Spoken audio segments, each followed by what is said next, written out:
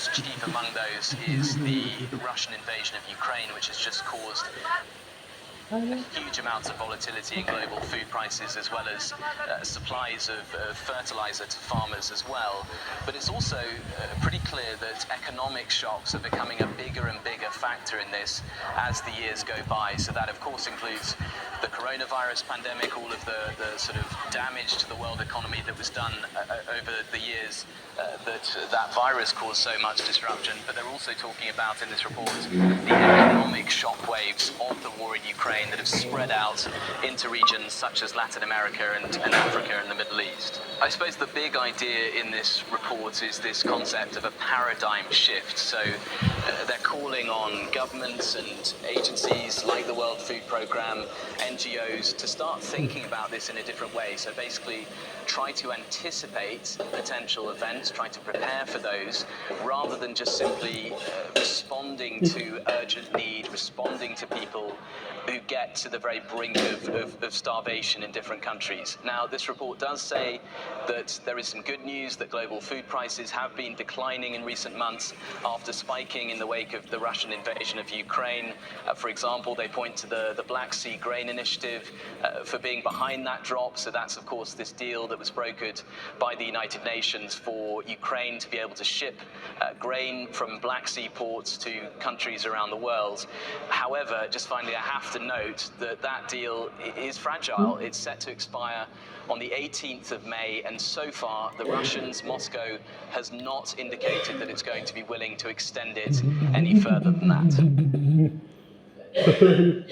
Singapore generated enough solid waste last year to fill around 3,000 Olympic-sized swimming pools. It's up from the year before as the economy continues to recover and as industrial activity picks up, especially in construction. OH reports. Singapore produced nearly 7.4 million tons of solid waste in 2022. That's around 6.5% more than in the prior year. Much of it came from the construction sector as building and demolition activity picked up post-pandemic. Of all the waste generated, more than half was recycled, up slightly to 57% last year. Part of this was also due to newcomers entering the industrial recycling space. We saw an increase in the recycling rates for glass waste and ash and sludge waste. That's because we have new recycling facilities in Singapore. Firstly, the glass recycling company is able to recycle glass into a material that's being used for ship blasting. Second, for the ash and sludge recycling company, they are able to extract the sludge from semicon industries for treatment. But a different story unfolded at home and on premises like schools, petrol stations, and hawker centres.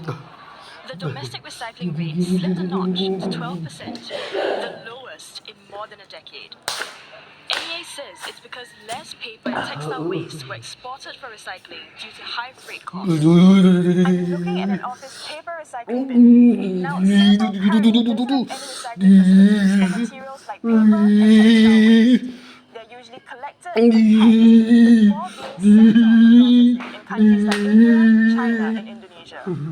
This makes it challenging because it means that certain recycling streams are still dependent on external factors, and just leaving them in recycling bins won't do. One expert says it isn't just a simple case of opening more processing plants in Singapore. As a whole supply and demand kind of combination. So as a consumer, the more of us start requesting or buying products that are made of recycled materials, then clearly the demand for recycled materials will go up. And that's where maybe there's more, people will see more benefit in recycling, in doing the whole process of recycling and getting these materials. Mindsets and behaviors are slowly but surely changing. One social enterprise that dabbles in giving used clothing new life says consumers are becoming more responsible. T-shirts per year.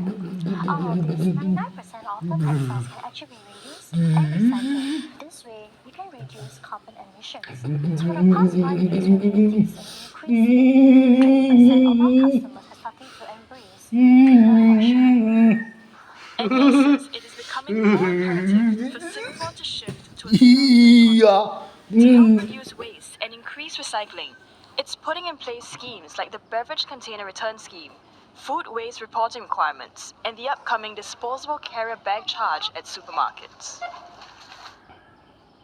And here's a look at some other stories we're tracking for you on CNA Digital. The UN's weather agency warns that global temperatures could soar in the coming months, given the likely return of the El Nino climate pattern. The naturally occurring phenomenon is associated with increased temperatures.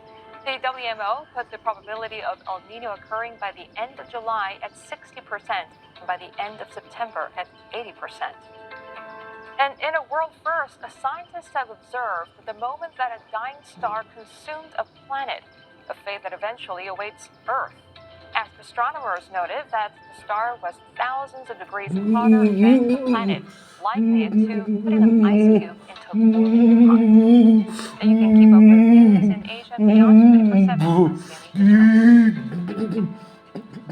All right, in the next hour on Asia First, Russia claims Ukraine tried to assassinate its president Vladimir Putin with an alleged drone strike on the Kremlin, charge that he denies.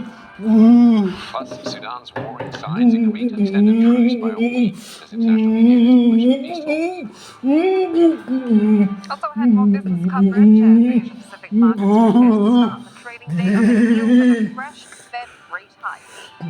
And more trouble for the U.S. banking sector. Yet another regional lender heading south. Look at what's next for PacWest. Warm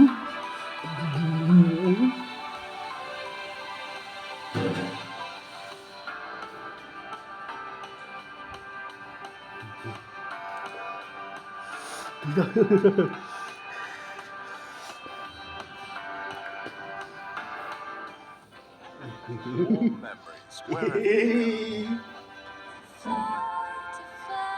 The weather, sponsored by Qatar Airways.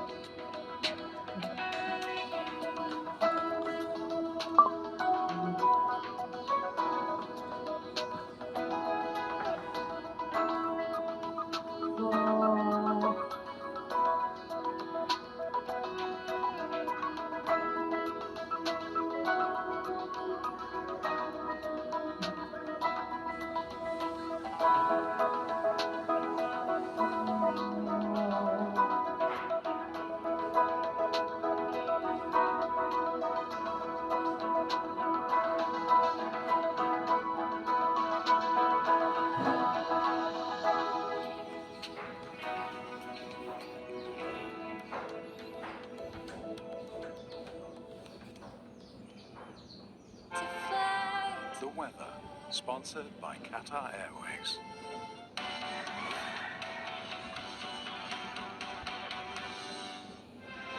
This Saturday, will cooling measures make a dent in Singapore property prices? The demand is from the aspirations of Singaporeans and PR who are prepared to pay the money. Finding new ways to keep cool amid soaring temperatures in Asia. Plus, how artificial intelligence could help you build your own space in the metaverse. Money Mind, Saturday at 10:30 p.m. Farming is a journey filled with surprising people. This is chicken heaven. Welcome home. Welcome home. We got older and so did we. People who taught me new lessons about growing food and sustainability. มันเรื่องมันยาวนะเพราะว่าที่นี่สู้เรื่องเกี่ยวกับคนกับป่า Lessons that will hopefully be passed down through generations. Once you like know like everything that you cook, like you can like taste your sense of achievement and like Generations that will change the future of farming. So what we're doing is reimagining how we can bring macro-urban talks back into the heart of everyone's life. Join me, Chris Liao, on this journey of discovery. Watch a brand new season of Growing Wild on demand at cna.asia.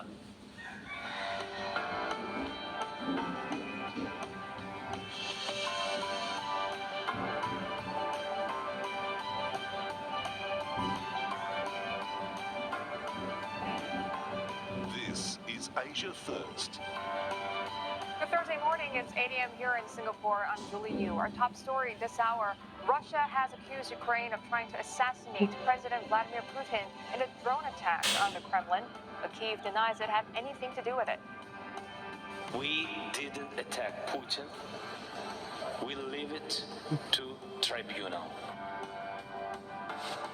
I'm Steve Lai. Also this morning, Sudan's fragile truce again extended. International mediators now pressing for peace talks as United Nations Chief Antonio Guterres calls for the fighting to stop immediately. And conflict, economic shocks and climate disasters all worsening a global food crisis. The UN says more than 250 million people are going hungry. I'm Elizabeth Neo with your business news. Firmly focused on the inflation fight, the U.S. Federal Reserve raises the key interest rate by 25 basis points and signals a potential rate pause. Inflation is going to come down, not so quickly, but it'll take some time. And in that world, if that forecast is broadly right, it would not be appropriate to cut rates, and we won't cut rates. Well, the hike comes despite an ongoing banking turmoil. A U.S. regional bank, PacWest shares sank in after-hours trade after reports it is weighing a possible sale.